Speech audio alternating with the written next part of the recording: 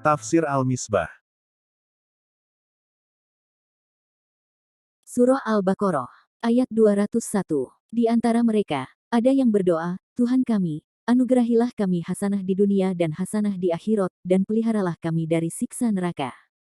Dan di antara mereka, yakni manusia yang telah melaksanakan haji atau semua manusia yang sudah, yang belum, atau tidak melaksanakan haji, ada juga yang menjadikan ibadah haji atau seluruh aktivitasnya mengarah kepada Allah, dan selalu mengingatnya, sehingga ia berdoa, Tuhan kami, demi kasih sayang dan bimbingan-Mu, anugerahilah kami hasanah di dunia dan hasanah di akhirat. Anda baca, yang mereka mohonkan bukan segala kesenangan dunia, tetapi yang sifatnya hasanah, yaitu yang baik, bahkan bukan hanya di dunia tetapi juga memohon hasanah di akhirat. Dan karena perolehan hasanah belum termasuk keterhindaran dari keburukan, atau karena bisa jadi hasanah itu diperoleh setelah mengalami siksa, maka mereka menambahkan permohonan mereka dengan berkata, dan pelihara pulalah kami dari siksa neraka. Bermacam-macam penafsiran ulama tentang makna hasanah di dunia dan hasanah di akhirat. Adalah bijaksana memahaminya secara umum, bukan hanya dalam arti iman yang kukuh, kesehatan, afiat, dan rezeki yang memuaskan, pasangan yang ideal, dan anak-anak yang soleh, tetapi segala yang menyenangkan di dunia dan berakibat menyenangkan di hari kemudian. Serta bukan pula hanya keterbebasan dari rasa takut di akhirat, hisab atau perhitungan, yang mudah, masuk ke surga, dan mendapat ridhonya, tetapi lebih dari itu, karena anugerah Allah tidak terbatas. Ayat 202. Mereka itulah orang-orang yang mendapat nasib dari apa yang telah mereka usahakan, dan Allah sangat cepat perhitungannya. Mereka itulah, yakni yang berdoa sambil berusaha meraih apa yang didoakannya, orang-orang yang mendapat nasib dari apa yang mereka telah usahakan, baik niat, ucapan dan perbuatan. Dan Allah sangat cepat perhitungannya, namun tidak keliru, tidak mengurangi kebaikan dan tidak pula melebihkan kesalahan, serta selalu adil dan bijaksana. Kata nasib, terambil dari kata nasoba, yang pada mulanya berarti menegakkan sesuatu sehingga nyata dan tampak. Nasib, atau nasib, adalah bagian tertentu yang telah ditegakkan sehingga menjadi nyata dan jelas dan tidak dapat dielakkan. Apa yang mereka peroleh itu adalah berkat apa yang mereka usahakan.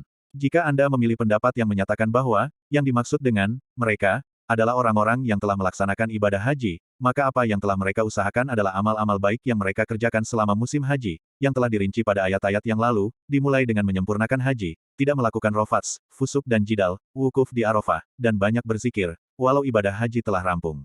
Tentu saja itu semua dilakukan dengan penghayatan makna yang meresap ke dalam kalbu, serta tercermin dalam sikap dan tingkah laku.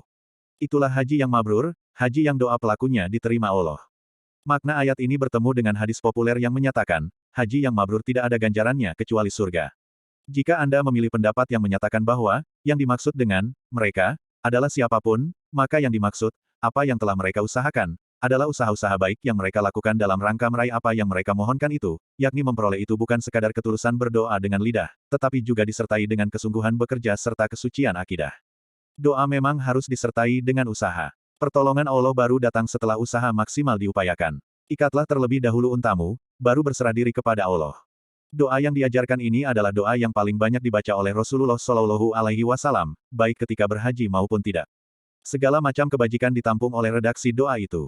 Allah akan membalas setiap orang sesuai dengan amalannya. Jangan ragukan itu, jangan juga merasa bahwa balasan atau ganjaran itu masih lama.